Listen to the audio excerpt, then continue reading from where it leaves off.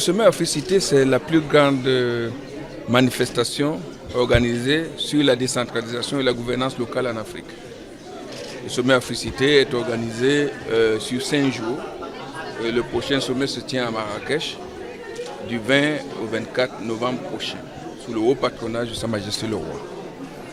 Ce sommet se tient à un moment très important parce que, comme vous savez, les experts du groupe interétatique sur le climat viennent de publier une dépêche, une conclusion de leurs travaux qui dit que tout ce qu'on a fait en matière d'engagement pour l'application de l'accord de Paris arrive à plus de 2 degrés, c'est-à-dire 3 degrés à la fin du siècle.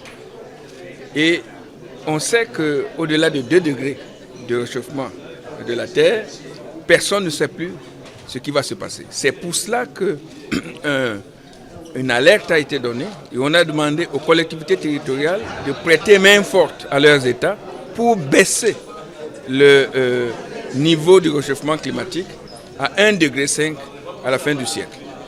Et le thème que nous avons choisi pour Africité 2018, c'est la transition vers des villes et des territoires durables.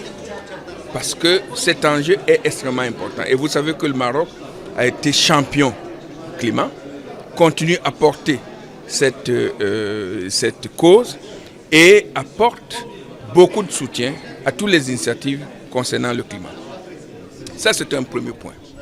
L'autre point à l'ordre du jour, c'est la question de la migration. Vous savez que le Maroc et l'Allemagne sont chargés de préparer la conférence des Nations Unies sur le pacte mondial pour la migration. Cette conférence se tient juste après Africité, début décembre à Marrakech. Et il se trouve que toute cette négociation s'est faite sans l'implication des collectivités territoriales. Alors même que les migrants quittent une collectivité territoriale pour s'établir dans une autre collectivité territoriale.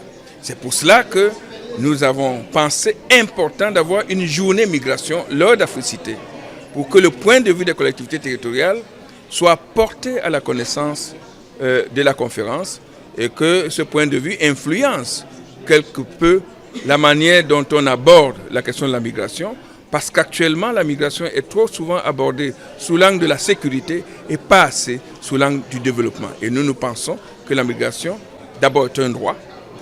Deuxièmement, apporte beaucoup. Et comme vous le savez, les migrants, les fonds envoyés par les migrants dans leur pays représentent plus que les fonds de l'aide au développement. Donc pour nous, c'est une question de développement et pas simplement une question de sécurité. Et donc nous allons devoir parler de cela. Et le troisième point sur lequel nous allons avoir une journée, après la journée climat, après la journée migration, il va y avoir une journée sur la planification urbaine. Parce que l'Afrique est le continent au monde qui s'urbanise le plus rapidement. Je vous donne un exemple. Pour passer de 500 000 habitants en 1810 à 1 million d'habitants en 1910, il a fallu un siècle à la ville de Paris. Pour Lagos, pour passer de 500 000 à 1 million d'habitants en 1950 à 1975, il a fallu 25 ans. Donc le taux d'urbanisation est extrêmement rapide et les outils de planification ne sont pas forcément adaptés à un tel rythme. Donc nous avons avec le Maroc, l'exemple des agences urbaines et de la politique urbaine marocaine qui donne une perspective nouvelle et le Maroc peut apporter beaucoup pour inspirer une relance de l'activité de planification en Afrique. Et je crois que cette Africité marocaine, cette Africité ici au Maroc, va relancer la coopération sud-sud.